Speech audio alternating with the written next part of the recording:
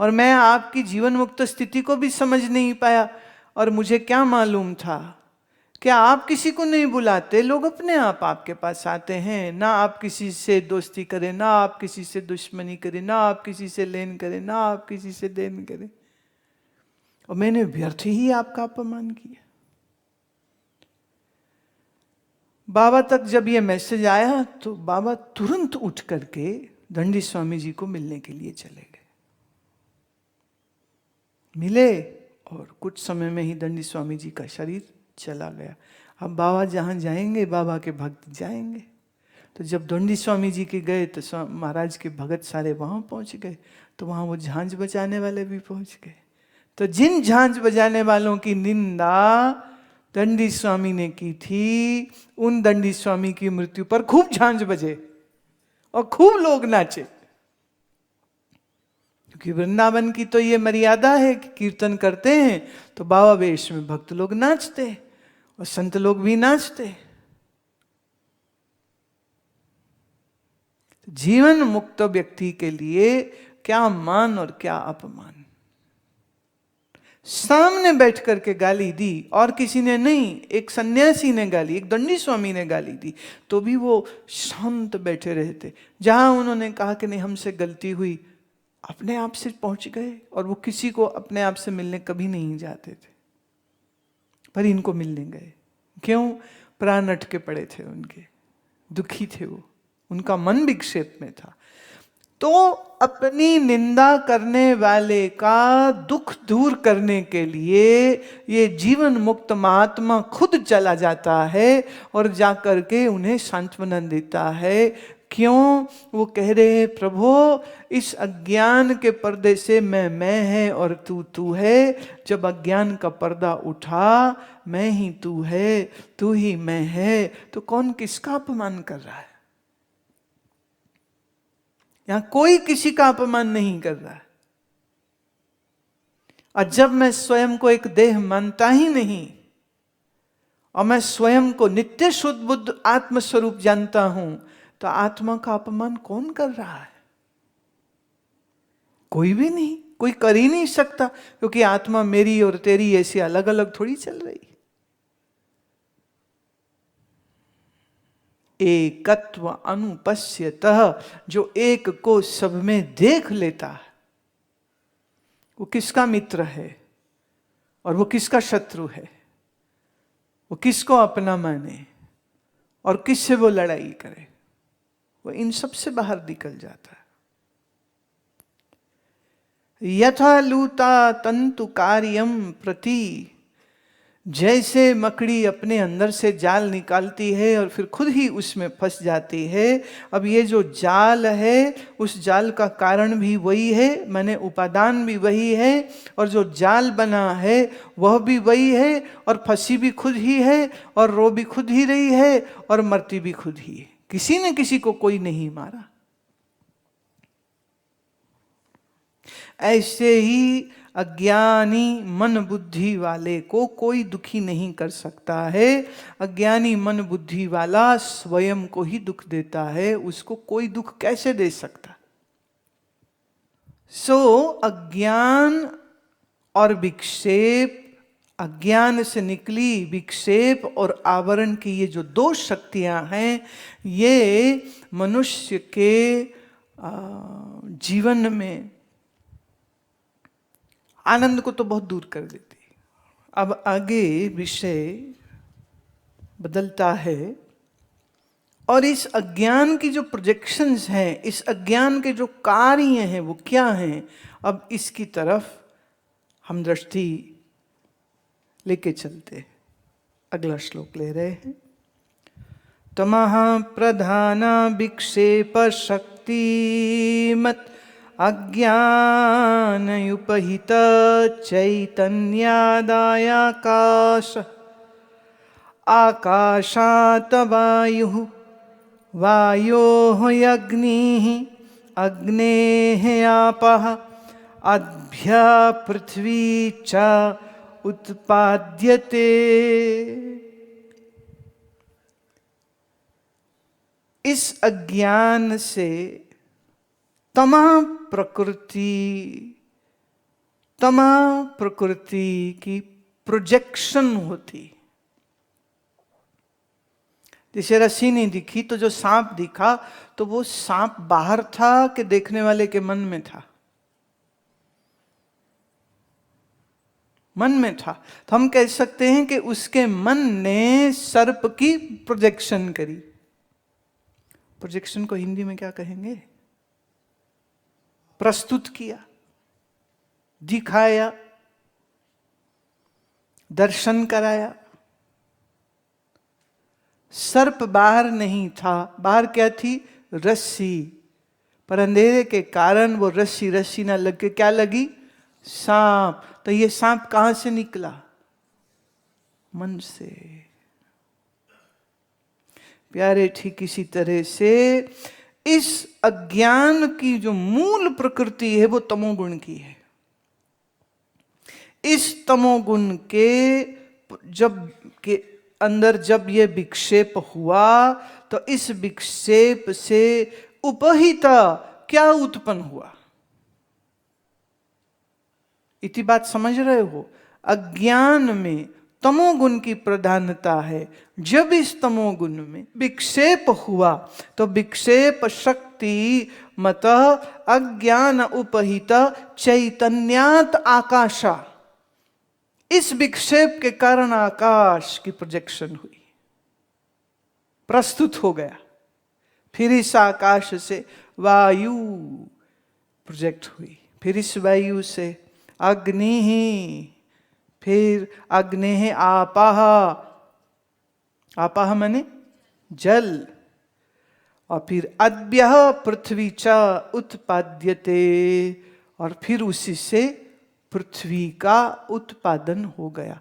उत्पद्यते शब्द को अगर हम सिर्फ प्रोजेक्शन, प्रस्तावना, प्रस्तुतिकरण, दिखना इतना लें तो ज़्यादा अच्छा है। जिसे आप नॉर्मली उत्पन्न कहते हैं तो लगता है कोई चीज़ बनी है, तो फिर वहाँ प्रश्न आ जाता है कि ये कब बनी, ये किस साल में बनी, किस सन में बनी, किस दिन में, किस मुहूर्त में, किस तिथि में, किस वार में बनी। फिर वहाँ यह आ जाता है।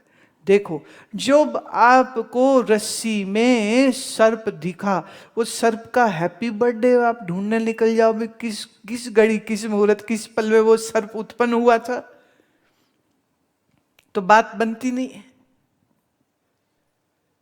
जगत अज्ञान के विक्षेप शक्ति से एग्जिबिटेड वो भ्रम है, वो भ्रम है जिसकी उत्पत्ति की तारीखें लोग ढूंढना चाह रहे हैं। आप इसे करिए। आज शाम को अगर आकाश में बादल हुए, तो आप सभी लोग कुछ देर बादल को देखना, चले जाना बगीचे में, बैठे खड़े जैसे भी आकाश के बादल को देखते रहना, देखते रहना। और फिर हम आपसे पूछें आपको क्या दिख रहा, तो आपको एक ही चीज दिखेगी क्या?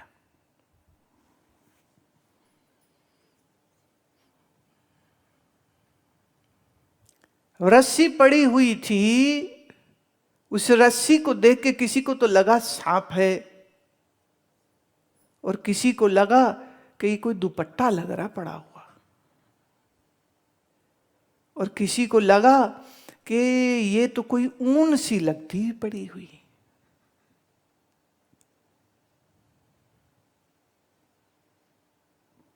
जैसा मन, उस मन में जैसी इमेज, वैसी वो वस्तु दिखने लग जाएगी जो है नहीं,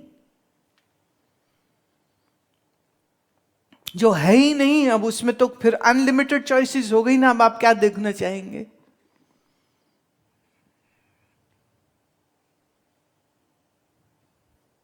अब वेदांत इस बात को कितनी सुंदरता से, बिना किसी संज्ञा को लिए, is not bringing any individual into it, कि शिव ने बनाई, कि ब्रह्मा ने बनाई, कि धनेश ने बनाई, कि गणेश ने बनाई, कि इसने बनाई। और ये जो गणपत्य है वो शाक्तों से लड़ते हैं, माने गणपति के भगत शक्ति के उपासकों से लड़ते हैं, शाक्त शैवों से लड़ते हैं, शैव दूसरों से लड़ते हैं, और इन सब से निराकार वाले लड़ते हैं। बोले है ही नहीं, कोई बनाने वाला, सब तो निराकार है, कोई आकार वाला है ही नहीं। और यहाँ वेदांत तो देखिए कैसी सटीक और कैसी सुंदर और कैसी उत्तम बात कह रहे हैं कि अज्ञान की शक्ति में, अज्ञान में जो विक्षेप हुआ, उस विक्षेप की शक्ति से प्रस्तुतिकरण हुआ आकाश का, आकाश से फिर आगे क्रम से वायु अग्नि आपः पृथ्वी उत्पद्यते, उत्पद्यते माने दिखने लग गए। अच्छा, इसके होने में कितना वक्त लगता होगा, सोच के देखिए आप, कितना वक्त लगता होगा। अब आप अगर द हिस्ट्री ऑफ अर्थ आदि जैसे विषय के जो किताबें हैं वो पढ़ने लग जाएंगे तो वो कहेंगे करोड़ों अरबों साल लगते हैं। सूर्य का ही एक टुकड़ा था ये धरती, फिर अरबों साल लगे, फिर ये ठंडी हो गई, और जब ये ठंडी हो रही थी तो इसमें से एक टुकड़ा निकल गया, फिर वो भी ठंडा होता रहा, वो चांद बन गया, ये पृथ्वी बन गई। It took billions of years for this evolution to happen. और फिर इस पे पहले ये हुआ, फिर ये हुआ, फिर ये हुआ, फिर ये हुआ, फिर ये हुआ। Okay fine. Now I ask you question. आप रात को अपने बिस्तर में सोए, बिस्तर में सोए, नींद आई, नींद आई, सपना आया, सपने में आप देखते हैं कि मैं ऋषिकेश में हूँ, गंगा जी बह रही है, पर्वत हैं, लोग हैं, पंडाल लगा है, गुरुजी हैं, सत्संग है, सब चल रहा है, बड़े बड़े बादल गरज रहे हैं। वो थोड़े दिन पहले सुन रखी थी ना कि आपदा घट गई वहाँ पे, तो सपने में बड़े बड़े बादल आ गए, बरसने लग गए, गंगा जी का पानी, वो जो फोटो देखी थी ना न्यूज़पेपर में, वो फोटो कैसी प्रोजेक्शन हो गई, वो जीवित हो गई फोटो, और गंगा जी का इतना पानी बढ़ गया और सारे पर्वत डूबने लग गए, और उसमें तुम भी डूबने लग गए, और उसमें सत्संग का पंडाल भी डूबने लग गया। हाय मर गए, मर गए, मर गए। ये जो स्वप्न की आपने सृष्टि देखी, वो स्वप्न का आकाश, वो स्वप्न का वायु, वो स्वप्न की अग्नि, वो स्वप्न का पानी, वो स्वप्न की पृथ्वी कितने अरब साल के बाद बने थे? कितने अरब साल लगे उस सारी सृष्टि को बनने में? तत्क्षण प्रोजेक्शन हुई है, और नींद खुली तो सब गया। कहां गया? आया कहां से था, प्रश्न ये है। तो फिर जानोगे तुम गया कहां है। पर जो आया ही कहीं से नहीं, और जो गया भी कहीं नहीं, जो सिर्फ प्रतीति मात्र था, जैसे सपना जैन का तैसो ए संसार। कोई भेद नहीं, कोई फर्क नहीं है। ये जो क्रम भी बोल रहे हैं ना, चैतन्यात आकाशा, आकाशात वायु, वायु अग्नि, अग्नि आपा, अद्य पृथ्वी च उत्पद्यते, ये भी समझाने के लिए बोलना पड़ रहा है। पर अगर हम कहें स्वप्न को सामने रखिए ना, तो स्वप्न की सृष्टि बनने में कितने करोड़ों साल लगे, कितने अरब साल लगे। तो ये दिखते जगत के लिए जो इतनी लंबी चौड़ी थ्योरीज आ रही हैं आपके पास, वेदांत सबको निरस्त कर देता है। कहां से हुआ? तम में विक्षेप से ये सब प्रस्तुतिकरण हुआ है। तैत्रीय उपनिषद में भी एतस्मादात्मनः आकाशः संभूतः, इस आत्मा से ही आकाश हुआ है, ये बात तैत्रीय उपनिषद में भी आई। लेकिन आकाश कहां से आया?